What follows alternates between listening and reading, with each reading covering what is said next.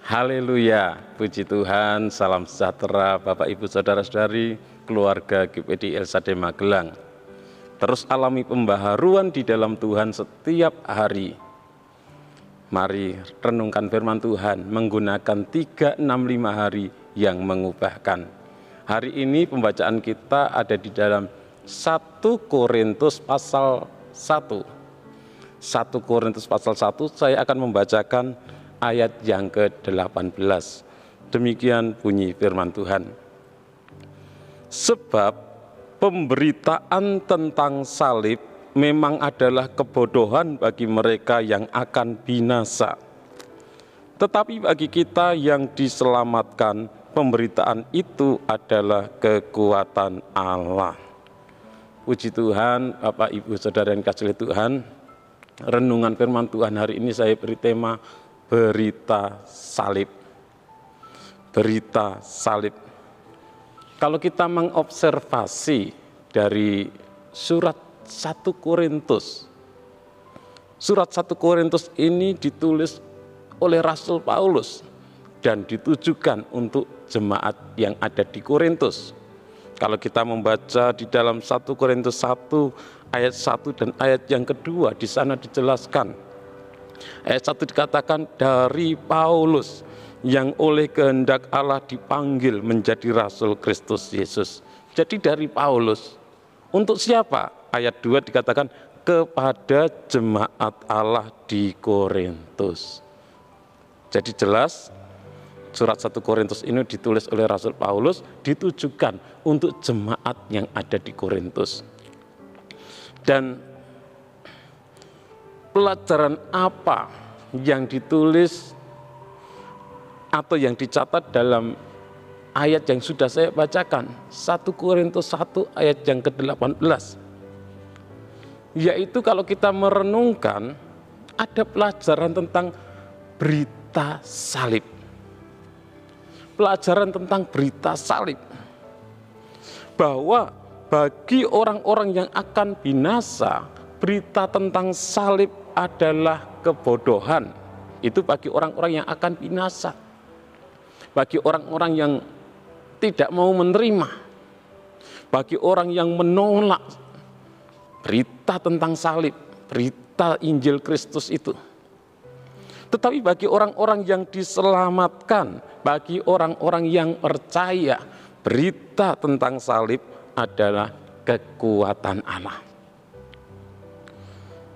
Ketika seseorang melihat salib, biasanya seseorang tersebut akan langsung mengidentikan dengan Kristen.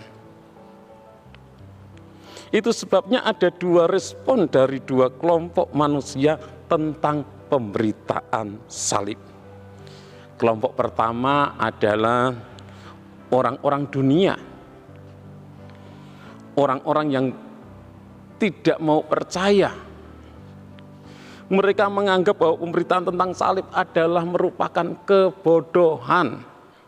Sebab tidak mungkin Tuhan sebagai pencipta langit dan bumi mau mati di salib. Itu pandangan mereka. Mereka berpikir berita tentang salib itu kebodohan. Tidak mungkin Tuhan pencipta langit dan bumi mau mati di salib. Tetapi kelompok yang kedua adalah kelompok kita sebagai orang-orang yang percaya kepada berita salib. Kita yang percaya kepada Kristus. Kita percaya bahwa pemberitaan salib adalah kekuatan Allah. Bahwa betapa luar biasanya Tuhan Yesus yang adalah Raja segala raja, Dia mau mati di atas kayu salib untuk menebus dosa-dosa kita. Sebab sangat tidak mungkin jika orang yang berdosa itu bisa masuk ke dalam surga. Tetapi melalui salib, melalui karya salib yang Tuhan Yesus kerjakan, kita yang berdosa dibukakan jalan menuju surga. Dengan kita percaya kepada berita salib, percaya kepada Kristus. Dan dalam 1 Korintus 1 ayat 18 dengan jelas menyatakan bahwa berita salib adalah kebodohan bagi mereka yang akan binasa. Memang orang-orang berdosa tidak pernah mengerti apa itu dosa dan dampaknya. Mereka tidak menyadari apa yang mereka lakukan itu berdosa dan dampaknya. Apalagi cara supaya dapat terlepas dari dosa, mereka tidak mengerti. Mereka berpikir dengan melakukan hal yang baik, itu mereka bisa terbebas dari segala dosa. Akibatnya, semua yang dikerjakan Tuhan bagi umat manusia di dunia ini dianggap sebagai suatu kebodohan oleh mereka. Karena mereka tidak bisa mengerti, tidak bisa memahami semua yang Tuhan lakukan di atas kayu salib. Alkitab dengan tegas menyatakan, upah dosa ialah maut, tetapi karunia Allah ialah hidup yang kekal dalam Kristus Yesus Tuhan kita. Roma 6 ayat 23. Dan Rasul Paulus bisa mengerti akan hal tersebut, yaitu dunia telah memilih jalan hidup menurut keinginannya yang mengandalkan kekuatannya, mengandalkan kekayaannya, mengandalkan kepintaran diri sendiri, sehingga mereka merasa tidak membutuhkan Tuhan. Mereka merasa tidak perlu Tuhan. Alkitab mengatakan bahwa orang yang merespon berita salib disebut sebagai orang bijak. Orang yang mau menerima, orang yang mau percaya kepada berita salib disebut sebagai orang yang bijaksana. Sebaliknya orang yang meremehkan berita salib, orang yang mentertawakan berita tentang salib, orang yang menolak berita tentang salib adalah orang yang bodoh atau orang yang bebal. Bagi mereka yang akan binasa, berita tentang salib adalah kebodohan. Tetapi bagi kita yang diselamatkan, berita tentang salib adalah bukti kasih Tuhan kepada kita. Bukti kasih Tuhan kepada kita, umat manusia yang berdosa. Tuhan mau menebus kita, menyelamatkan kita melalui pengorbanannya di atas kayu salib. Melalui salib kita beroleh pengampunan dari Tuhan. Dan kita diperdamaikan dengan Allah melalui salib Kristus. Ketika kita mendengar kata salib, kita diingatkan akan penyelesaian hukuman terhadap dosa-dosa kita yang sudah Tuhan Yesus selesaikan. Tuhan Yesus tanggung di atas kayu salib. Karena Yesus mati di atas kayu salib untuk menggantikan kita manusia yang berdosa.